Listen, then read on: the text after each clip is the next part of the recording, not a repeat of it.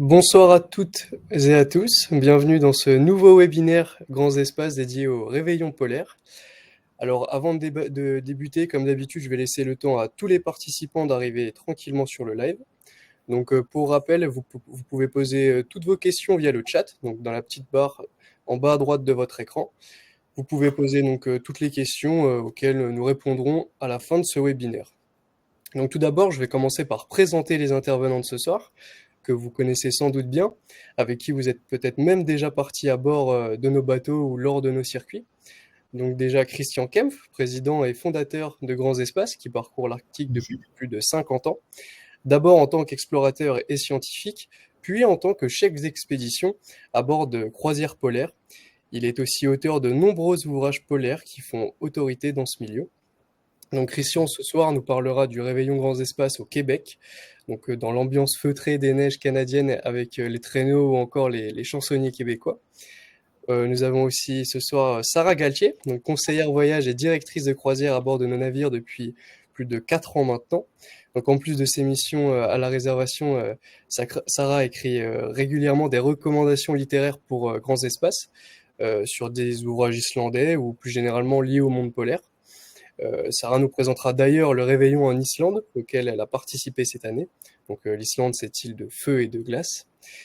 Nous avons aussi Mathilde, qui est également conseillère réservation et directrice de croisière depuis plus de 2 ans chez Grands Espaces maintenant, qui vous fera une présentation sur le réveillon à Ilulissat, qu'elle a créé et auquel elle a participé ces 2 dernières années. Donc Mathilde, c'est un petit peu la spécialiste du Groenland chez Grands Espaces, car elle est passionnée par cette région depuis sa tendre enfance, et elle a notamment consacré son mémoire universitaire de master sur le tourisme comme facteur de développement au Groenland. Pour les habitués des webinaires, vous l'aurez sans doute remarqué, ce n'est pas Laureline qui anime cette conférence ce soir. Donc je vais me présenter, je m'appelle Timothée. Ça fait bientôt 2 ans que je suis à Grands Espaces et je suis chargé du marketing et de la communication dans l'entreprise. Et je suis ravi d'animer ce webinaire ce soir. Maintenant que les présentations sont faites et que le programme est annoncé, nous allons pouvoir commencer. Je vais donc laisser la parole à Christian, qui voulait nous parler du coup de l'Arctique et notamment des nuits polaires et des jours polaires. Et avec plaisir. Et donc, bonjour tout le monde, bonjour chers amis. Permettez-moi de trahir peut-être un tout petit secret, c'est que en fait, si Laureline n'est pas là, c'est qu'elle attend tout simplement un heureux événement. Et elle nous retrouvera et elle vous retrouvera avec grand plaisir. Donc, on a l'habitude d'aller ensemble dans le Grand Nord, où que ce soit, du Canada à anciennement la Russie, partout, par grand beau temps. Et nous profitons de ce beau temps et de ce temps, surtout, de ces jours qui s'étalent 24 heures sur 24. D'ailleurs, dans peu de temps, les personnes qui sont sur les croisières au Spitzberg vont goûter ce solstice d'été, c'est-à-dire le jour le plus long, mais de manière très agréable, pas comme le jour le plus long du 6 juin 44. Et c'est à ce moment-là que une croisière expédition prend sa dimension, car on peut sortir parfois à 9 heures du soir, parfois à 10 heures du soir, et on y est habitué. En revanche, quand on habite les régions polaires, et comme ça a été mon cas, à ce moment-là, somme toute, l'été est une extraordinaire parenthèse. Et je dois vous dire, une parenthèse parfois curieuse, parce que quand on voit les touristes venir, nous, on a envie d'aller vers le sud, d'aller vers le chaud, parce qu'on a été congelé tout l'hiver durant. Alors l'été, on part vers le sud.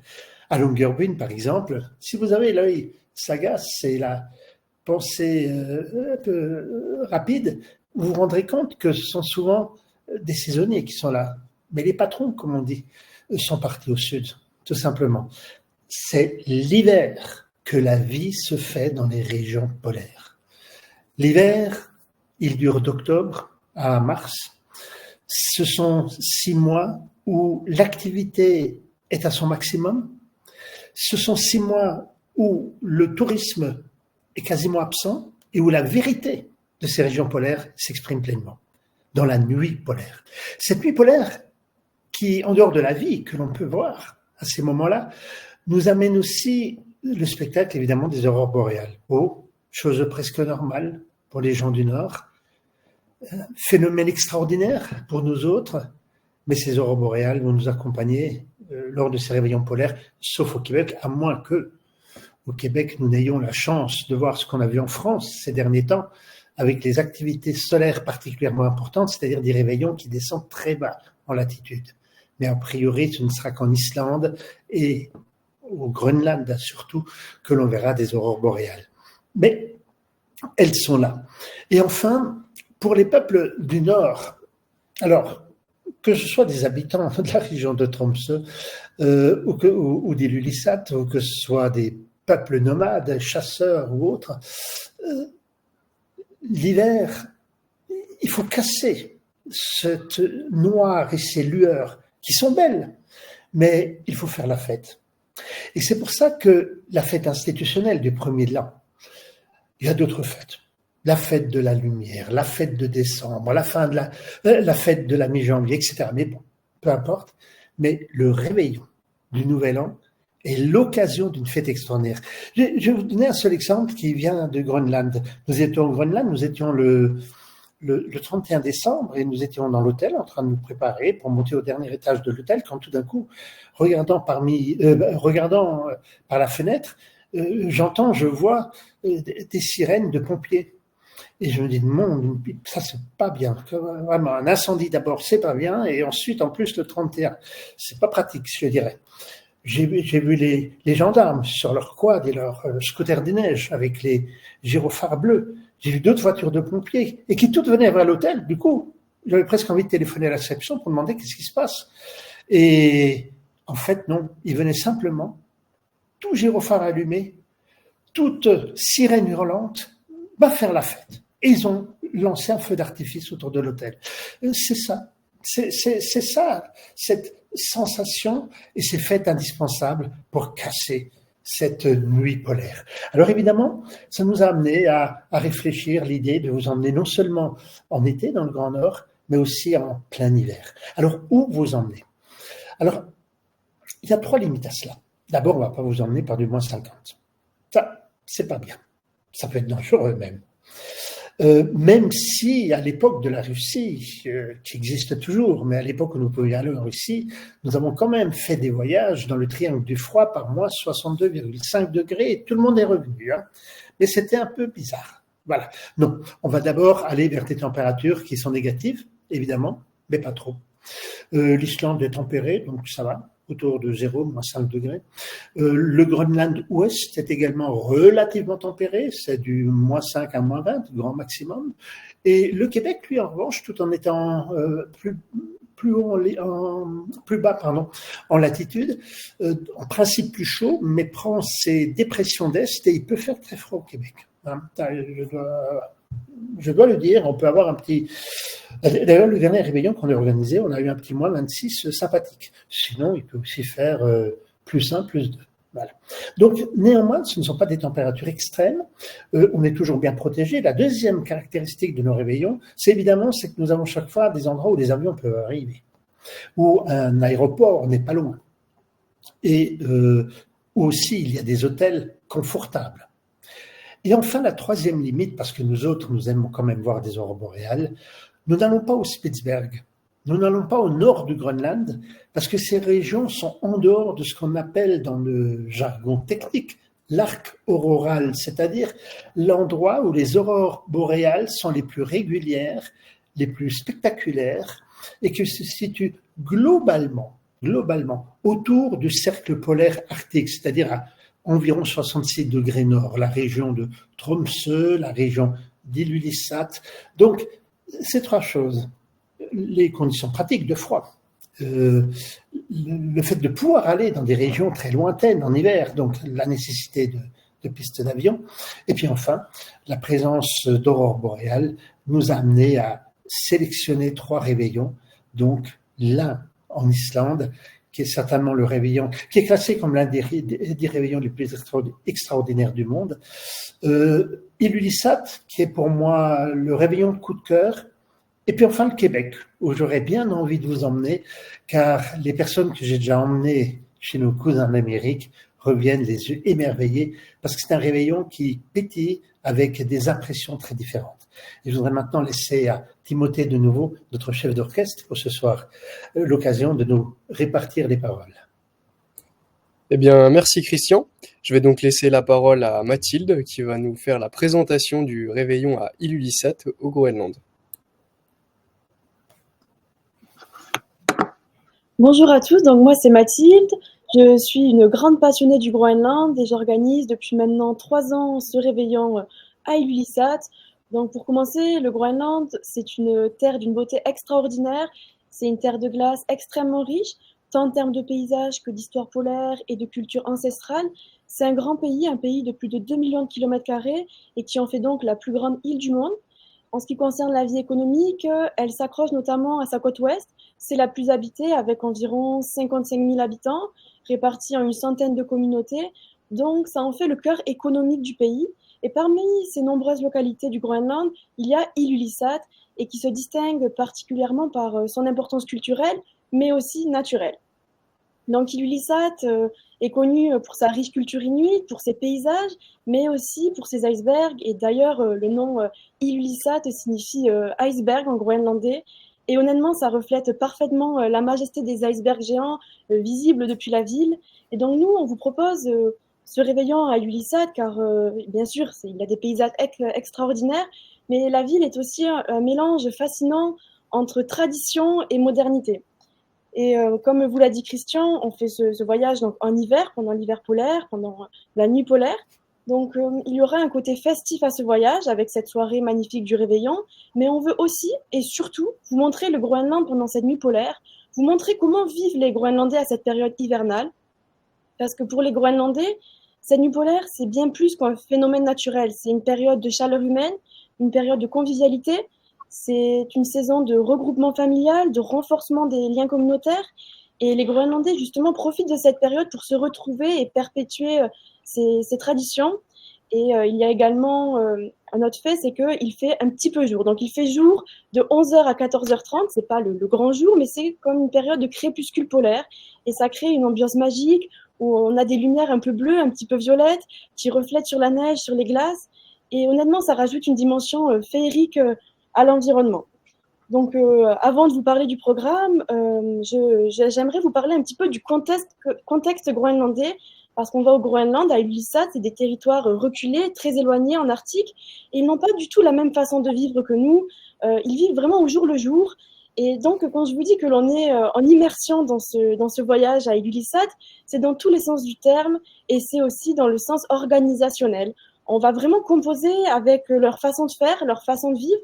Et les Groenlandais ont également un rapport à la ponctualité qui est totalement différente de la nôtre. Nous, en France, en Suisse, en Belgique, on est quand même relativement ponctuel.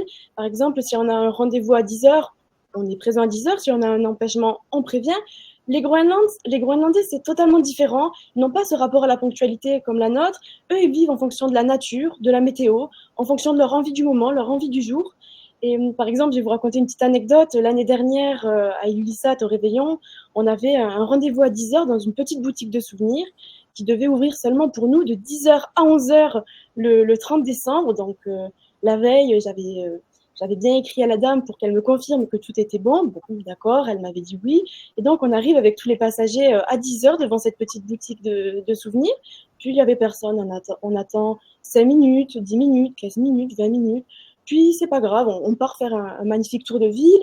Et le soir, elle me dit qu'elle est désolée, elle était un peu fatiguée, donc voilà, ça se fera une autre fois. C'est vraiment pour vous montrer que ce n'est pas un signe d'irrespect pour eux, c'est leur façon de faire, c'est leur façon de vivre, et ça fait partie du voyage, ça fait partie de la richesse également de ce réveillon, parce qu'on va vraiment apprendre sur leur façon d'être, sur leur façon de vivre, sur tout ça. Donc maintenant, pour vous expliquer le programme, on va partir de Copenhague, on dormira à l'hôtel Clarion tous ensemble. Et puis, dès le lendemain matin, l'expérience commence parce qu'on prendra le fameux avion rouge de Air Greenland pour rejoindre la capitale du Groenland, Nuuk. On fera une courte escale d'une heure, puis ensuite, on prendra l'avion pour Ilulissat. On va survoler la plus grande calotte polaire de l'Arctique et on arrivera aux alentours des 13h. Donc, vous verrez, quand on va arriver, ce sera très impressionnant. On arrive dans une ville qui est toute blanche. On a de la neige partout. Et on a toutes ces petites maisons colorées qui ressortent. Là, on ne le voit pas sur la photo, mais de nuit, il y a toutes ces décorations de Noël, des guirlandes lumineuses de partout sur les lampadaires, sur les maisons, sur toutes les fenêtres. Et c'est vraiment féerique, honnêtement. Donc, on se dirige ensuite vers notre hôtel, que l'on a, entre guillemets, privatisé. On sera les seuls touristes à cette période. D'ailleurs, l'hôtel est fermé normalement à cette période et il ouvre uniquement pour nous. Donc, on sera seul dans l'hôtel. Il est très bien situé. On a pris un hôtel situé dans le cœur de la ville. Il offre une vue imprenable sur la baie de Dispont. Mais surtout, sa grande particularité, c'est son restaurant vitré au 6e étage, donc tout en haut de l'hôtel. On a un restaurant avec une vue panoramique et on prend tous nos repas dans ce restaurant. Donc le midi, on prendra le déjeuner dans ce restaurant-là. Donc on aura une vue sur les icebergs, sur le fjord, sur toutes les petites maisons colorées. Le soir, on aura également une vue de nuit sur justement la ville avec toutes les décorations. Et si on a de la chance, les aurores boréales également. Donc là, je vous ai mis une photo d'une chambre supérieure pour vous donner un petit peu une idée des chambres. Donc elles sont toutes vitrées, donc vous pouvez avoir une belle vue à n'importe quel moment de la journée. Donc on arrive dans cet hôtel, on déjeune dans ce beau restaurant et après le déjeuner, on a prévu de visiter l'Ice Center. Donc l'Ice Center, c'est un centre sur l'histoire de la glace. Il y a des expositions permanentes sur les icebergs, sur les glaciers. On y passera ensemble une bonne heure avec des commentaires et des explications sur les glaces. Puis la nuit tombe très vite à Ilulissat, comme je vous l'ai dit, il fait jour de 11h à 14h. Donc après la visite, et depuis ce centre qui est situé en hauteur, on fera une balade nocturne sous les illuminations de la ville. On passera entre les maisons, toutes plus belles les unes que les autres, avec leurs décorations de Noël. Et ça nous amènera jusqu'à un grand terrain de foot qui est enneigé, donc il sera tout blanc. Ils ont construit, les Groenlandais, il y a 3-4 ans environ, un grand traîneau du Père Noël qui est tout illuminé. Donc c'est très magnifique, c'est très sympa à voir. Donc on prendra quelques photos avant de retourner au restaurant à notre hôtel pour dîner.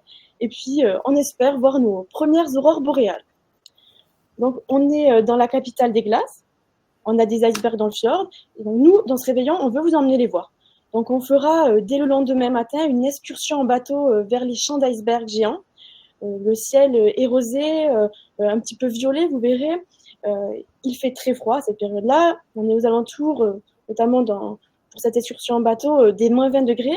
Mais c'est tellement beau à voir qu'honnêtement, on en oublie le froid parce qu'on a les lumières violettes qui reflètent sur les icebergs et donc ça donne des icebergs de couleur un peu rosée, un petit peu bleu, parfois un peu violet, des icebergs qui changent de couleur au fur et à mesure de notre excursion. Donc c'est vraiment magnifique à voir. Et donc on profitera bien du jour jusqu'à 14h. Et puis quand la nuit commencera à tomber, on rentrera et on ira déjeuner à l'hôtel. Ensuite, l'après-midi sera consacré à des conférences de la part de notre conférencière, Christiane Drieux, qui sera présente avec nous. C'est une spécialiste du Groenland, spécialiste des mondes polaires, anthropologue également. Et l'après-midi, ou en fin de soirée plutôt, on fera une promenade guidée dans la partie coloniale d'Ilulissat. Ensuite, le lendemain matin, soit le 31, on vous laissera un petit peu de temps pour quelques achats de souvenirs pour ceux qui le souhaitent. Et puis, vers 11h, on ira tous voir ensemble une vraie course de chien traîneau qui est organisée tous les ans par les locaux. Alors, c'est vraiment organisé par les locaux et ce n'est pas du tout quelque chose de touristique. C'est vraiment eux qui le font pour eux. Donc, c'est très festif, c'est un grand regroupement. Il y a tous les Groenlandais. Et c'est vraiment sympa à voir parce que le gagnant de la course est levé avec son traîneau par tous les autres Groenlandais. Il y a des feux d'artifice et c'est vraiment local. Et on avait beaucoup apprécié les 2 années précédentes et ça se fera également l'année prochaine. Et puis en début d'après-midi, on visitera 2 musées. On visitera le musée Rasmussen, le célèbre explorateur, puis ensuite le musée de l'art et des peintures inuites. Et en rentrant, on passera voir l'atelier d'un petit sculpteur groenlandais d'Ilulissat. Et vers 18h, on commencera notre préparation du réveillon. Donc, il y a une particularité à Ilulissat, c'est que pour le 31 décembre, chaque habitant, que ce soit les plus jeunes, les plus âgés, font un feu d'artifice par personne. Ce qui veut dire qu'à minuit, heure danoise, et minuit, heure locale groenlandaise, donc 2 fois dans la soirée, il y a d'impressionnants feux d'artifice dans tout le ciel. Donc, on est au 6e étage, on a également une terrasse, et on peut sortir dehors voir ces feux d'artifice. Donc on a nos feux d'artifice, un paysage totalement enneigé, des icebergs au loin, et ces feux d'artifice, ils éclairent la neige, ils éclairent les icebergs dans le fjord, et c'est vraiment magnifique. Puis en ce qui concerne le repas, c'est très bon aussi, c'est servi en 6 plats, me semble-t-il, avec une petite touche locale à chaque fois. Par exemple, l'année dernière, on avait mangé du bœuf musqué, très bien cuisiné, on avait passé une excellente soirée. Et puis le lendemain, le 1er janvier, on aura la possibilité, pour ceux qui le veulent, de faire une excursion optionnelle en traîneau avec les locaux. Et l'après-midi, on fera une randonnée ou une promenade. On vous emmènera voir des beaux points de vue à Ulyssat, un petit peu en hauteur. Et le soir, on passera notre dernière soirée ensemble dans une brasserie locale groenlandaise. En fait, on veut vous emmener dans cette brasserie locale parce que les Groenlandais, quand ils ont quelque chose à célébrer, par exemple un anniversaire, un mariage, une bonne nouvelle, une promotion, ils ont l'habitude d'aller dans cette brasserie locale au Groenland et de dîner tous ensemble en famille. Et donc nous, on veut célébrer notre dernière soirée ensemble dans cette brasserie pour vous montrer ce que mangent les Groenlandais. Et c'est une brasserie assez connue à Ilulissat. Donc c'est pour cette raison-là. Et le lendemain, soit le 2 janvier, nous reprendrons l'avion pour Nuuk, puis Copenhague, et on dormira de nouveau au Clarion. Donc nous, on a pris cette décision d'organiser un réveillon à Ilulissat pour 4 grandes raisons. Vous faire découvrir la nuit polaire, les aurores boréales, oui. Vous faire découvrir les icebergs géants du fjord. Vous montrer Ilulissat sous les illuminations de Noël avec toutes ses décorations. Mais aussi, on veut vous faire découvrir la culture inuite, car ces communautés groenlandaises nous ouvrent leurs bras en partageant leurs traditions, leur culture avec une hospitalité authentique. Et par exemple, l'année dernière, on avait été tous invités à un café-mic chez les locaux. Le café-mic, c'est une réunion sociale, festive. En résumé, une famille groenlandaise avec qui j'avais sympathisé nous avait invités à prendre un petit déjeuner chez eux de façon très locale, parce qu'on avait mangé pour le petit déjeuner du flétan fumé. Et ils nous avaient parlé aussi autour d'un café de leur culture, de leur tradition. Ils nous avaient raconté des légendes inuites. Et c'était très convivial, ils étaient tellement ravis de nous recevoir, ça leur faisait énormément plaisir, donc nous aussi, ça nous faisait très plaisir. Et avec cette famille, depuis l'année dernière, on se donne souvent des nouvelles, donc il y a de grandes chances que cette famille nous invite de nouveau pour ce prochain voyage. Donc je vais m'arrêter là, car sinon je pourrais vous parler des heures du Groenland, mais en tout cas, vous pouvez m'appeler dès samedi à l'agence, ou même lundi si vous voulez, et je serai ravie de répondre à toutes vos questions et répondre à vos interrogations. Merci à tous. Merci beaucoup Mathilde pour ton témoignage plus que précis, toi qui as vécu plusieurs réveillons à Ilulissat au Groenland. Je vais maintenant laisser la parole à Sarah, qui elle a fait le réveillon en Islande, qui pourra aussi très bien vous en parler. Sarah, c'est à toi. Bonjour à tous, pour ceux qui me connaissent ou avec lesquels j'ai déjà voyagé. Donc, merci Mathilde aussi pour tes précisions sur ce réveillon qui donne également très envie. Et je vais corroborer ce que Christian avait dit au tout début de la présentation, c'est que oui, pour moi, et j'en ai fait quelques-uns des réveillons même à l'étranger, celui en Islande, à Reykjavik, est le plus beau que j'ai fait. J'avais énormément d'attentes sur ce réveillon et je n'ai été qu'agréablement surprise, mais encore plus que ce que j'avais imaginé, au-delà de l'aspect historique de cette magnifique île volcanique qu'est l'Islande. Donc, on axe notre réveillon sur Reykjavik et plusieurs endroits, en fait, que je vais vous préciser même de la destination. Donc, cette île, c'est une île de volcan. En fait, une île de feu, mais également une île de glace. Donc, vous pouvez voir sur cette petite carte une partie, entre guillemets, des lieux des visites que l'on va faire. Donc, on se donne rendez-vous à Paris, à l'aéroport Charles de Gaulle. Donc, pour donner aussi une petite précision, le minimum de participants sur ce réveillon est de 12 personnes et on a un maximum de 25 personnes. Et cette année, nous étions au complet. Donc, on a vraiment des personnes qui sont très intéressées par la destination. D'autres petites informations complémentaires, la moyenne, je dirais, en termes de température est de -5 jusqu'à 5 degrés. On a un temps d'ensoleillement de 5 heures environ et j'y reviendrai justement en termes de couleurs. Donc, notre voyage va débuter à Paris. On va se retrouver tous ensemble, retrouver le groupe. On va prendre un vol direct qui nous amènera à Keflavik. L'aéroport se trouve à cet endroit. Donc, je vous ai mis également les coordonnées GPS des 2 destinations. On arrive en 3h30 de vol à peu près, ça passe très vite. Et ce qui est incroyable, c'est que, bon, en fonction de là où on est placé dans l'avion, mais on peut le voir de chaque côté comme on arrive, on a vraiment une terre que l'on survole, terre de volcans, terre de rivières. Donc, on a des paysages que l'on pourrait voir dans des photographies de Yann Arthus Bertrand. Ça donne un côté très graphique et très artistique. Des peintures se trouvent vraiment sous l'avion et sous nos yeux. Donc, évidemment, on va atterrir à Keflavik.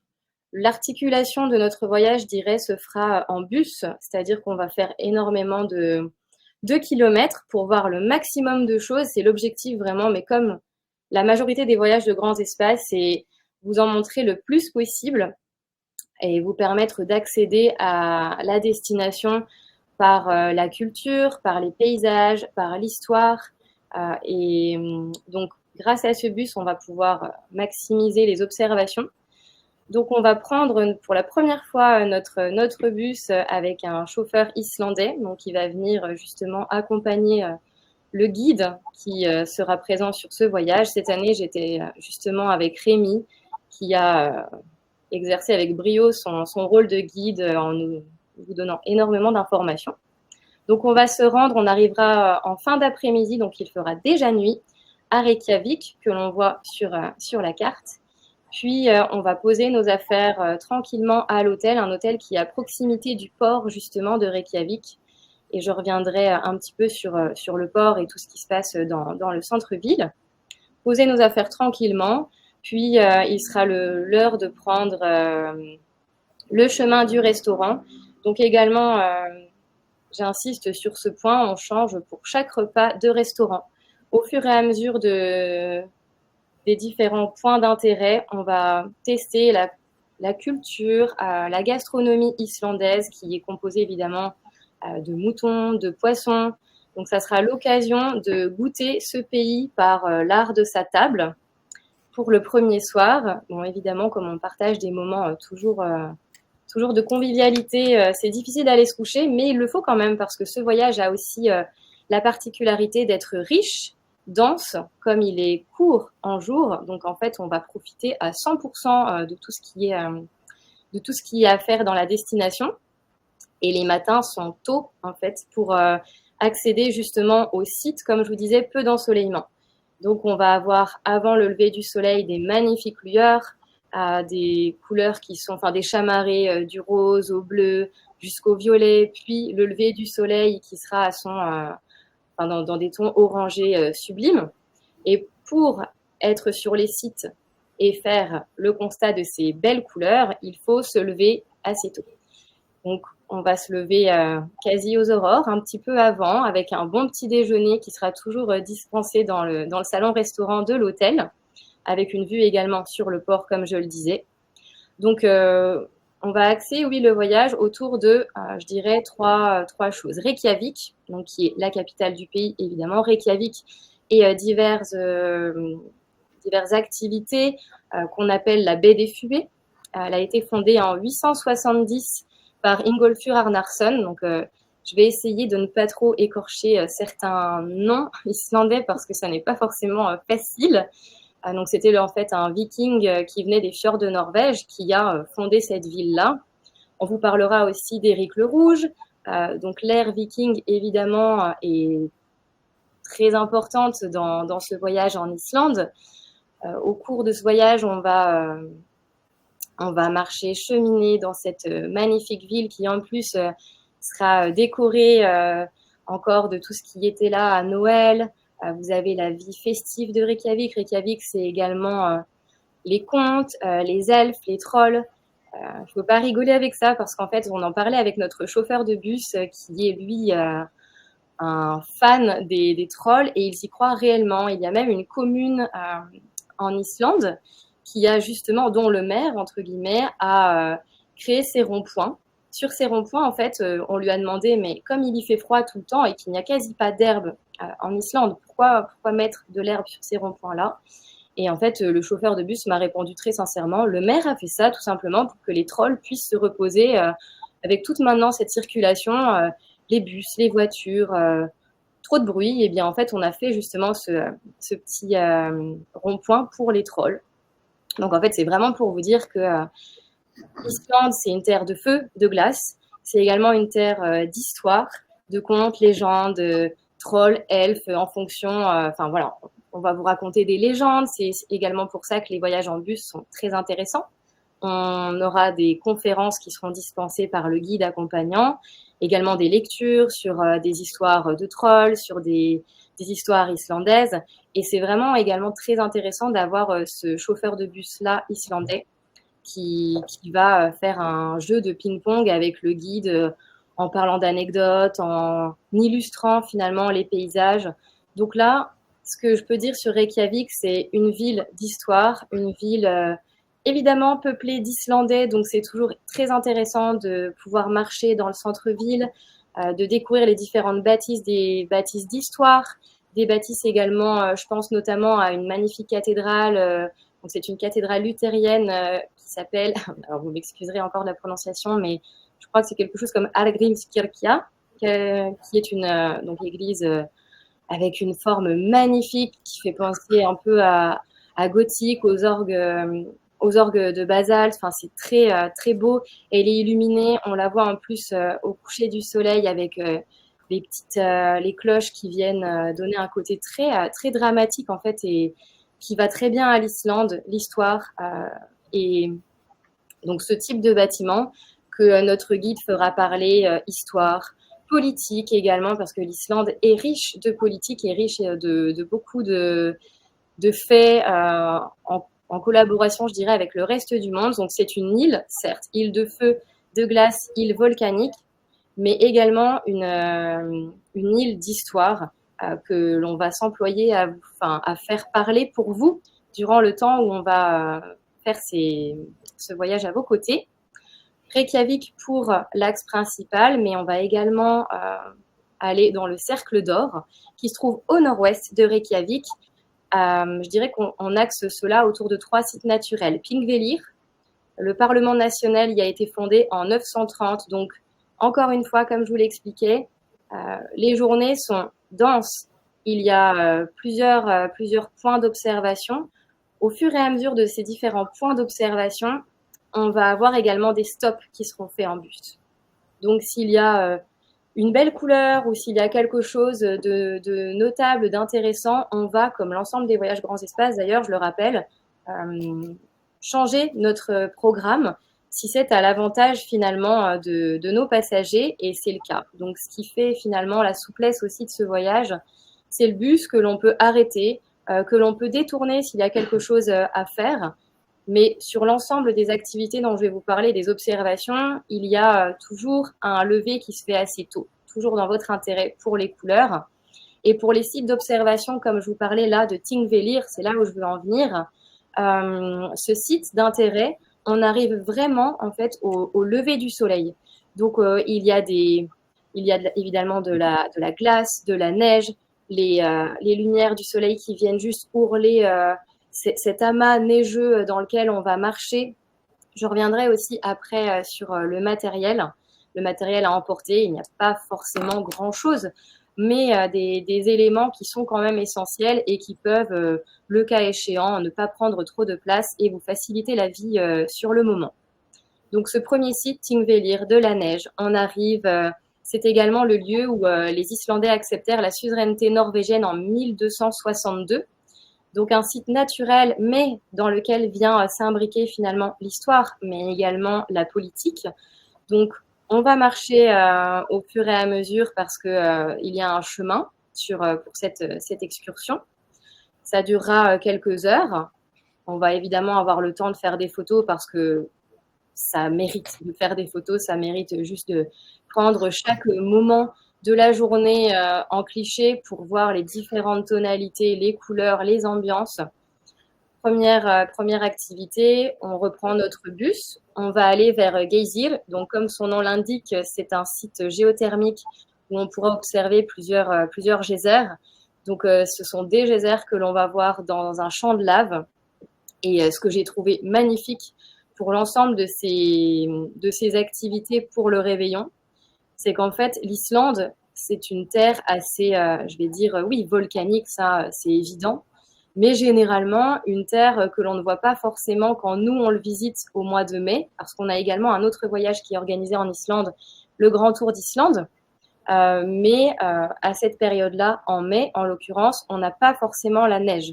Alors que là, ce réveillon, moi, je l'ai trouvé fabuleux parce qu'on arrive sur des sites qu'on a l'habitude de voir dans des tons avec du brun, du gris. Et là, on arrive juste dans un écrin de blanc avec des petits reflets de diamants. C'est superbe. Enfin, voilà, en tout cas, je suis une fan de ces couleurs, donc je ne peux qu'en parler avec des étoiles dans les yeux. Donc, ce site géothermique, on s'y rend courant de la matinée. Évidemment, site couvert de neige. Et c'est fabuleux de voir justement ces geysers s'activer devant nous. Alors, ça génère évidemment beaucoup de chaleur.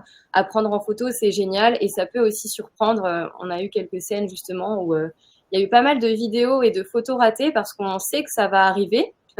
Mais au moment où ça arrive, en fait, on est très surpris de par la chaleur, l'odeur aussi qui est très soufrée. Et donc, on va se rendre après vers un restaurant qui est dans une serre à tomates. C'est assez intéressant aussi parce qu'en fait, comme je vous l'expliquais, la gastronomie, voilà, c'est cette image-là. Donc, les tables étaient dressées pour nous. On arrive dans ce restaurant-là qui est un haut lieu d'horticulture. Donc, c'est par un chauffage géothermique. Donc, en plus, les personnalités qui sont sur ce site ainsi que le guide qui vous accompagnera feront parler l'horticulture, la culture, également tout ce qui est géothermie, la culture en serre. Ce n'est pas quelque chose qui est forcément répandu en Islande. Comme je vous disais, c'est un pays de volcans.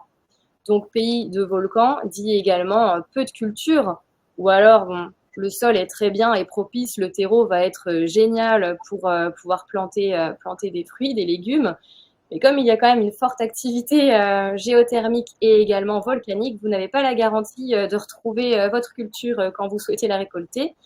Et j'y reviendrai aussi concernant ce réveillon parce qu'on était en plein pendant l'éruption du Flagadafiol. Et donc en tout cas, ce site-là est très intéressant. On y boit de la bière à la tomate qui est produite sur le site et des poissons évidemment toujours délicieux, des saumons islandais avec des accompagnements de la serre. Justement, il y a un petit pot de basilic qu'ils font pousser dans la serre qui se trouve en face de nous. Donc, on peut en couper à loisir pour agrémenter son plat. Donc, cette halte faite en repartant à notre bus, toujours en fidèle accompagnateur, on va pouvoir aller vers le dernier site de la journée. Au passage, on verra des chevaux islandais tout au long du chemin qui sont magnifiques avec leurs grosses crinières. Ils sont petits, trapus, enfin, rien à voir avec les chevaux qu'on a chez nous. Donc, même en termes de faune, c'est totalement dépaysant. Et puis, pour finir, on va aller vers Gullfoss. Donc, ce sont les chutes d'eau les plus spectaculaires du pays. C'est un site magnifique, je dirais, qui est juste sous vos yeux. Je n'ai même pas de mots en fait pour le décrire parce qu'il y a une marche qui s'articule autour de ce site-là. On entend le grondement des chutes qui sont juste à côté de nous. Le soleil commençait au moment où on l'a visité à se coucher parce qu'il était déjà 15-16 heures de l'après-midi. Donc ça donnait vraiment une dimension super poétique parce qu'on peut trouver de la poésie partout dans ce qui nous entoure. Donc sous le crissement de la neige avec nos pas, on va avoir le grondement de ces chutes à nos côtés et également toutes les explications du guide qui sera là pour nous accompagner. Donc après cette journée-là, on va se rendre doucement mais sûrement à notre restaurant du soir. Toujours des restaurants qui sont typiques. Alors là, je reviendrai après sur ce restaurant qui n'est pas encore celui dont je parle, mais il y en a énormément que je n'ai pas pu mettre tous en photo parce qu'il faut aussi garder quelques surprises quand même. Et donc, dernier restaurant, toujours une variété en fait d'aliments, de légumes, de viande. C'est vraiment la nourriture et le terroir islandais qui parlent à travers le voyage Grands Espaces. Des poissons fabuleux. Et en fait, comme nos restaurants nos restaurants généralement sont organisés pour vous donner un maximum de potentialité, de goût. On a choisi des endroits stratégiques avec des vues et à chaque sortie, que ce soit le midi ou le soir, on a une marche qui peut être dite digestive pour entrer jusqu'au bus ou jusqu'à l'hôtel. Quand ça se passe à Reykjavik, ça donne l'occasion justement de visiter la ville à travers nos pas. Et lorsqu'on est en dehors de Reykjavik, c'est le bus finalement qui nous ramène à bon port, si je peux dire. Et par voilà, cette dernière, entre guillemets, visite grâce au bus, on accède à d'autres zones qui permettent d'avoir en fait je dirais un diaporama, une mosaïque de paysages assez fabuleuse. Donc ça, c'est pour le deuxième jour.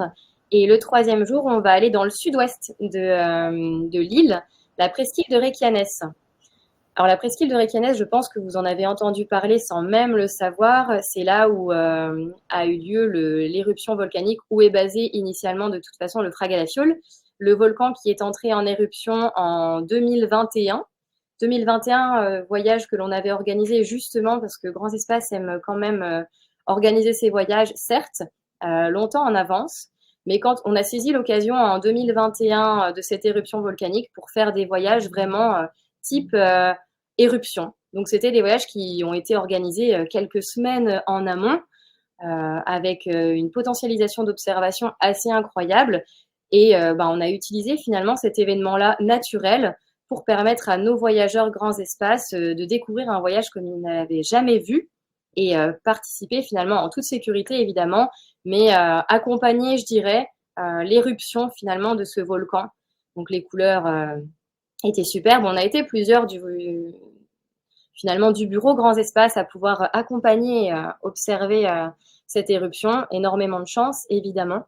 Donc je reviens à la presqu'île de Reykjanes et le Fragalafiol qui est entré en éruption en 2021, mais également là en 2023. Donc pendant le réveillon que l'on a organisé, on a eu ce volcan qui est de nouveau entré en fureur. Donc c'était incroyable de voir ces couleurs, c'était spectaculaire. Donc nous, on n'a pas pu à ce moment-là s'approcher car voilà, c'était vraiment c'était plutôt dangereux. Donc on a observé ça de loin. Mais c'est pour ça, je pense que vous avez pu connaître cette presqu'île. Toujours un haut lieu finalement d'éruption et un site volcanique magnifique. Je ne sais pas si vous avez vu justement aux informations les vidéos, les photos prises prises du dessus par des drones. En fait, voir cette lave en fusion finalement qui jaillit du cœur de la Terre, c'est superbe. Et grâce à cette finalement journée dans la presqu'île de Reykjanes, on est allé dans la péninsule du Cap des Fumées, donc qui s'appelle ainsi presqu'île de Reykjanes, et marquée également par la tectonique des plaques. C'est comme je vous expliquais, un haut lieu de volcanisme. Donc on va faire parler la terre, parler les volcans. Là, en l'occurrence, cette année, ce que l'on a fait justement pour cette matinée, c'est lire des poèmes sur les volcans, parce que je suis une amoureuse de poèmes en plus, donc on pouvait ajouter un petit peu de lecture dans cette je dirais géologie. Puis on va aller se rendre sur le site de Seltun, qui est un haut lieu également d'activité géothermique avec ses solfatars, ses marmites debout, enfin toujours un site forcément, ce sont tous des sites d'exception, donc je vais dire ça à chaque fois, mais c'est vrai, à chaque endroit où on arrive, on est juste ébahi par les couleurs, par les ambiances, même l'odeur en fait, juste l'odeur qui est à nulle part ailleurs comme ça, c'est tout en fait. Le voyage en Islande, c'est dans la tête, c'est dans les yeux, c'est dans le cœur, c'est dans le nez aussi, dans la bouche, enfin tout finalement est sollicité au cours de ce voyage. Que l'on a vu cette année avec de la chance puisqu'on est parti tôt de l'hôtel encore une fois, aux lueurs de l'aurore. Donc c'était magnifique de voir ces nuages de fumée qui sortaient des marmites debout et d'avoir finalement le soleil qui venait juste faire un masque de brouillard dans ce phénomène-là. Donc toujours des explications qui sont données par votre guide. Puis on va, alors là je vais vous parler du Blue Lagoon qui est une station thermale. Mais ce que je veux dire, c'est que cette année, par exemple, on n'a pas pu le faire.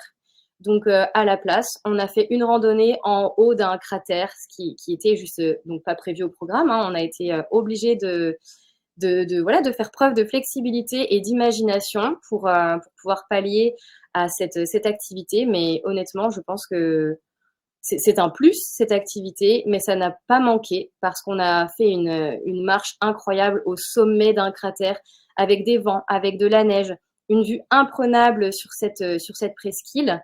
Et on a passé, je dirais, 2 heures et demie à faire cette marche. Bon, il y en a certains qui se lançaient des boules de neige. Enfin, c'était voilà, un superbe moment.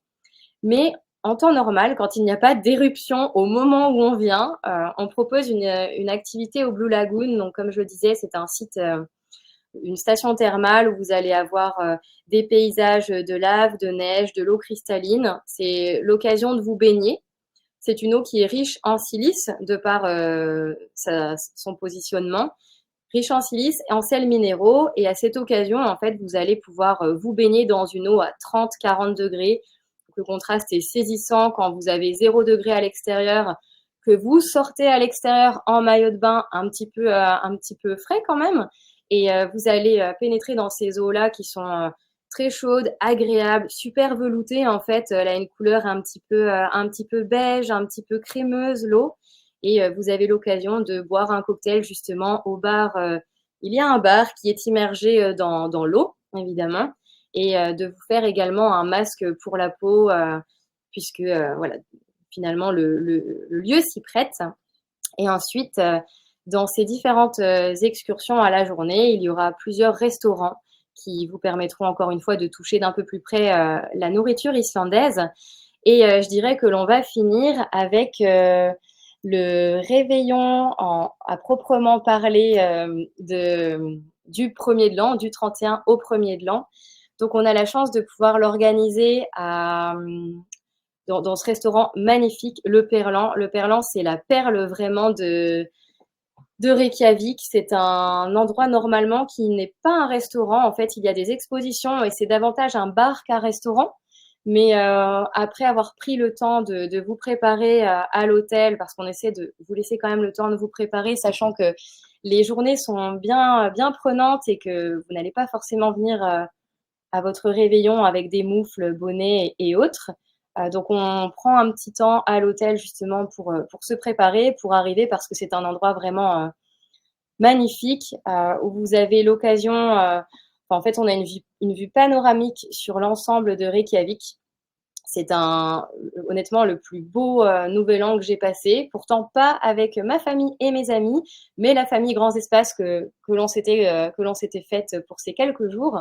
Donc, on arrive dans ce magnifique endroit, magnifique lieu qui aura été réservé comme un restaurant pour nous. Donc, en fait, c'est le seul moment de l'année où cet endroit est un restaurant. Donc, vraiment, beaucoup de chance. Ce sont des réservations qui sont très compliquées à avoir, je ne vous le cache pas, parce que c'est un endroit prisé et en fait, un endroit stratégique pour observer les feux d'artifice de Reykjavik. Donc, au cours de cette soirée, on va déguster plusieurs mets, encore une fois, plusieurs vins. On a des accords mets et vins qui sont créés pour l'occasion, qui n'ont pas à faire rougir finalement nos vins, enfin qui n'ont pas à rougir devant les vins bourguignons ou les vins français. Hein. On a vraiment des produits qui sont incroyables, de qualité et qui se marient à la perfection pour ponctuer ce nouvel an.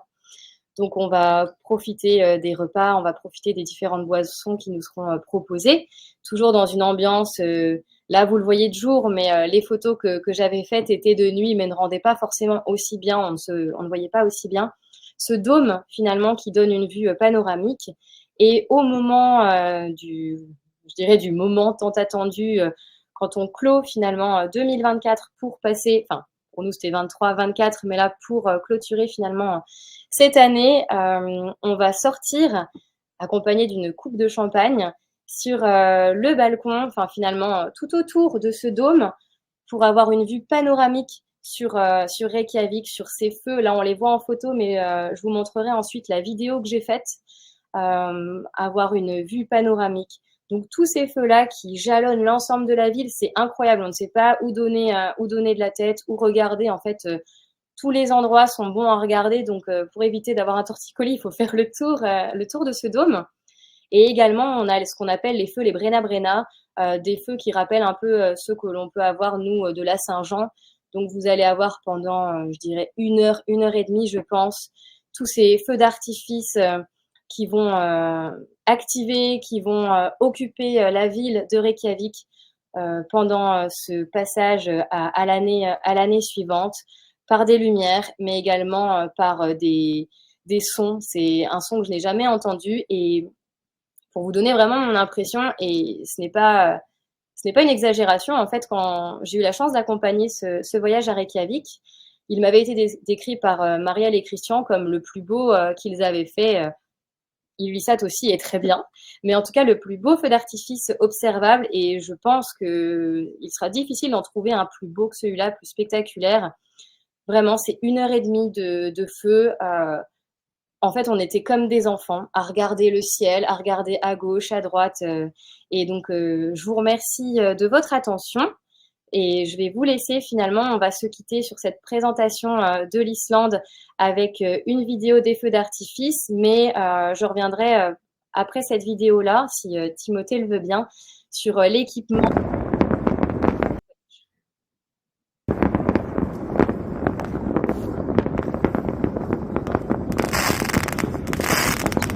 Quelques secondes que j'ai filmé, mais on voit en fait les feux qui sont vraiment de tous les côtés, partout, à différentes distances. Enfin, c'est spectaculaire, et la vidéo et les images ne rendent pas justice. Et pour finir sur ce point-là, sur l'équipement, ce qui est bien finalement d'avoir, c'est évidemment des vêtements chauds, mais également une lampe torche, parce qu'on va sortir aussi à des moments de nuit, ou tout simplement une petite, lampe comme quand on veut faire du vélo la nuit, et des crampons. Les crampons sont également très, très importants, car il y a des sites qui seront un petit peu neigeux, évidemment, mais c'est plus sécuritaire au cas où de prendre des crampons. En tout cas, c'est un conseil de vous munir de ces différents éléments-là. Je pense qu'on gagne finalement à les emporter avec soi, et j'espère que je vous ai fait rêver autant que moi j'ai rêvé, et merci de votre attention. Donc merci tous les trois pour ces belles présentations. Effectivement, on va laisser un petit temps pour les questions. Messieurs, dames, si vous en avez d'autres, n'hésitez pas à les poser dès maintenant, qu'on puisse y répondre. J'ai vu aussi dans le chat tout à l'heure qu'il y avait une question de Christophe qui demande quel est le plus gros iceberg, le plus gros iceberg mesuré à ce jour au Groenland. Question, si jamais vous pouvez répondre à ça. Oui. Oh, si jamais. Je suis presque vexé. J'ai écrit 2 livres sur les icebergs, et un en anglais aussi. Non. Bon, bref, non. Je ne suis pas de ceux qui se vantent. Mais là, je suis obligé de le dire. Oui, bon. Hauteur, 167 mètres. C'était au Groenland, effectivement, sur la côte ouest. Le plus grand iceberg au Groenland, c'est en Antarctique, évidemment. Et malheureusement, il y en aura de plus en plus avec les grandes calottes qui se brisent et qui forment des barrières de glace, comme la barrière de Ross, la barrière de Weddell, etc. Et au Groenland, c'est également ça. Donc, les plus grands. Alors, il y a 2 endroits où le Groenland produit des icebergs gigantesques qui sont des icebergs tabulaires. Le nord-ouest, avec le glacier de Petermann, le glacier de Humboldt, et le plus grand, là, c'était 210 km², c'est quand même, c'est sérieux, 21 km sur 10. On l'a vu lors d'un voyage qu'on a fait, donc ça, c'est au nord-ouest. Et à l'est, j'ai envie de vous emmener au Québec, mais on a encore une dizaine de places sur nos voyages, j'ai l'honnêteté de le dire, sur nos voyages sur l'est du Groenland. Et là, je vais vous emmener dans le champ d'iceberg le plus dingue que je connaisse, pire qu'en Antarctique. Vous avez en ce moment, et depuis 5 ans, 3 glaciers, le Zachariel, le Versalf, et puis un autre encore, le Selström, qui sont en train de donner des icebergs, et vous avez des champs d'icebergs absolument gigantesques. Pourquoi je parle de ça? C'est parce que on ne sait pas quel est le plus grand iceberg pour le moment. Il y en a, apparemment, il y aurait des icebergs de plus de 200 km². Donc, mais ces icebergs, ils restent parfois quelques jours. Ensuite, ils se fracturent. Vous voyez. Donc, des icebergs tabulaires là-haut. En revanche, sur la côte ouest du Groenland, vous avez de même que sur l'Est. Sur l'Est, il y a une dizaine de grands émissaires d'icebergs sur cette côte Est. Et sur la côte Ouest, vous avez 5 grands émissaires, dont le plus connu, la tour Eiffel des icebergs du monde, et l'Ulyssat, évidemment. Vous avez un fjord qui fait 70 km de longueur. Au bout du fjord, il y a un petit verrou, ce qu'on appelle un verrou glaciaire, hein, une moraine agrémentée en plus d'un caillou de granit, et les icebergs sont bloqués là-dedans. 70 km d'icebergs, c'est sacrément impressionnant. Donc, en résumé, le plus haut, 167 mètres, le plus grand jamais mesuré, environ 1200 km², au Groenland 210, le plus grand champ d'icebergs au nord-est, et puis le plus spectaculaire, le nord-est et l'Ulyssat. Et puis j'arrête, parce que je pourrais faire une causerie sur les icebergs. Merci beaucoup, Christian, pour toutes ces précisions. Je crois qu'on n'a plus de questions. Donc, ce webinaire est à présent terminé. Pour rappel, donc, le réveillon du Nouvel An à Ulyssat au Groenland a lieu du 28 décembre 2024 au 3 janvier 2025. Celui en Islande a lieu donc du 29 décembre 2024 au 3 janvier 2025. Et enfin, celui au Québec du 27 décembre 2024 au 3 janvier 2025. Vous pourrez retrouver donc tous ces voyages dans notre catalogue arctique de Voyage polaire 2025, mais aussi sur notre site internet. Donc, vous trouverez toutes les infos en ligne. Pour ceux qui sont arrivés en retard ou qui auraient manqué ce webinaire, le replay est disponible, sera disponible sur notre chaîne YouTube demain, mais vous recevrez aussi un mail contenant le lien du replay à la fin de ce webinaire. Voilà, merci à tous, merci de nous avoir suivis une fois de plus ce soir. Merci Christian, merci Mathilde et merci Sarah. Nous vous retrouverons bientôt à l'occasion d'un autre webinaire et je vous souhaite à tous une bonne soirée. Bonne soirée.